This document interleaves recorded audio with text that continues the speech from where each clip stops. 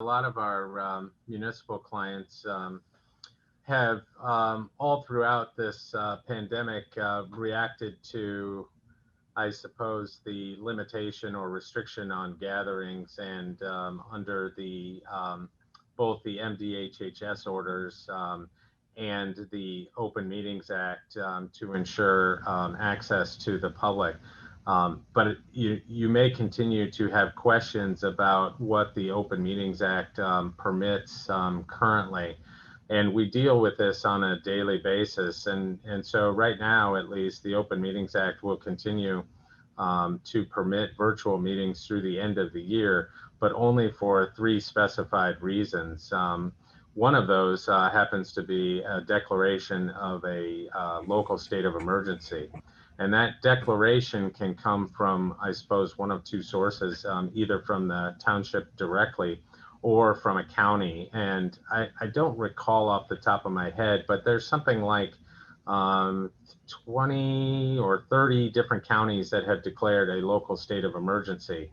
And the reason for that is so that they can maintain transparency and access to local government and still continue holding meetings, because sometimes, depending on where you're at, those facilities are not adequate to both maintain any sort of social distancing and sufficient in terms of the number of people. And we saw that recently with a school board meeting where they tried to do a hybrid type meeting. They in fact moved the meeting to a high school auditorium to try and have sufficient room for both social distancing and a number of people to attend the meeting. The problem was it wasn't big enough, and more people showed up, and they consequently closed the doors on the public, which really puts them at a disadvantage in terms of complying both with applicable health orders to the extent they exist, as well as the OMA, which prevents public bodies from shutting out members of the public. So in our context, when you have a township hall that may not be sizable, and we don't know ever how many people might attend a meeting in person, it puts the public body at a disadvantage then of trying to hold an in-person meeting. So, these are sort of policy issues that our municipal clients are still grappling with in how to go back to in-person meetings in a manner that will both satisfy the OMA and also mitigate any potential spread of COVID amongst an unknowing population even.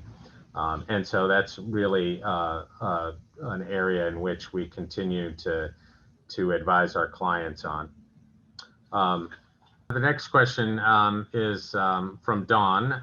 Dawn, I'm sorry, I didn't state the 2 other reasons that you can allow members of a public body to attend meetings virtually, but they are, so we talked about a declaration of a local state of emergency. That would allow the actual public body to continue to hold virtual meetings. The other 2 are really member specific, and those are if a member has a medical condition that precludes attendance at a meeting in person. And when I say a medical condition, it can be any medical condition, and it does not have to be stated what the actual medical condition is, only that you state that you have a medical condition that prevents you from attending in person. And the third reason is if a member of the board is in the military and deployed, they can attend virtually as well. And in that case, they do not have to give the location from where they're attending for obvious security reasons. So those are the 3 reasons: local state of emergency, medical condition, or a member of the military on deployment. Hey, Mike, if I can jump in a minute. Sure. One of the things that I've seen recently is sort of going back to basics for municipalities and townships. The COVID, things have been developing. It's very quickly developing the reasons we can use electronic meetings and go into, use Zoom and other platforms. So one thing that's really important is to look at your meeting notices and make sure they're up to date. We've seen a lot of meeting notices that still refer to executive orders, which have been struck down, which don't refer to the MDHHS orders and the new amendments to the Open Meetings Act.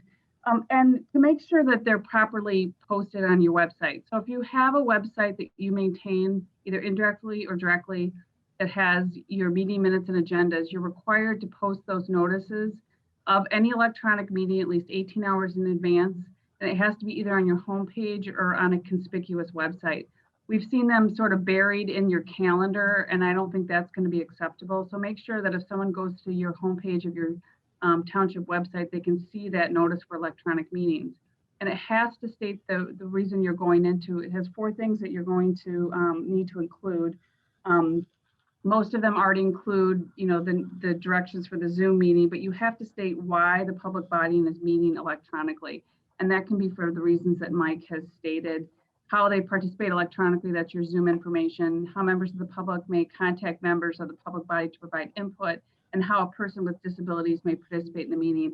I've seen a lot of notices lately that talk about that Zoom information, but don't include those 4 points that have to be included by the Open Meetings Act in your meeting notice. So it's sort of a back to basics issue with electronic meetings, just to make sure you're in current compliance. That's you raise a good point, Anne, too, and I would like to also highlight the fact that you also, if you maintain a website presence, you also have to post a copy of your agenda no less than 2 hours prior to the beginning of the meeting. That doesn't preclude you from amending that agenda at the meeting, but you actually have to post that agenda on your website at least 2 hours prior to the meeting. So you should ensure that that's being done as well, particularly if you're going to continue holding virtual meetings. Our clients, for the most part, I think, are looking at it now on a 30-day basis, particularly where either they've declared a local state of emergency themselves or the county has, and they're continuing to meet virtually under the county's declaration. That even though, for example, I was at a meeting last night where our client declared a local state of emergency that is going to extend until December 31st of 2021. That's because that's the last date that under the Open Meetings Act, you may still meet virtually pursuant to a local state of emergency. And so they may continue meeting virtually until they decide they can go back in person, but they're not required to either. So they're taking it on about 30-day chunks and looking at the data, looking at the positivity rates and other health information to determine whether or not they can have in-person meetings. So, if you're in a county that has declared a local state of emergency, you can continue meeting virtually until that local state of emergency either expires or terminates. And then at the longest period of time until December 31st of 2021. Starting January 1st of 2022, the only reason a member may attend a meeting virtually is if that member is in the military and is deployed and cannot attend in person. So hopefully that answers all the questions about the open meetings, but if you have any, feel free to type them in and we'll answer them. Because I don't think that the Open Meetings Act is carefully drafted, and my panelists may agree with me or disagree with me, but I think certainly if you're holding a meeting because of the public state of emergency, the locally declared state of emergency, you could still allow board members or the members of the public to participate electronically. I think if you are allowing a board member to participate electronically because that particular board member has a medical condition or they are in active military duty, I think that is less clear. To me, it's an interesting issue because I think obviously if you allowed public participation electronically, you'd have more participation. I just think that the Open Meetings Act, the way it's worded right now, is a little bit unclear as to whether that would be permitted under those limited exceptions with medical or with military. All right, the question is, what is current about how many people you can rent your township hall to? Is it limited to 25 people because of COVID? So we know that the 25-person limit was lifted for public meetings, but that does not apply to other gatherings at township hall. So if you do have an event like a wedding or something else at township hall, as of now, always subject to change as new orders come out, the limit for that in-person gathering would be 25 people.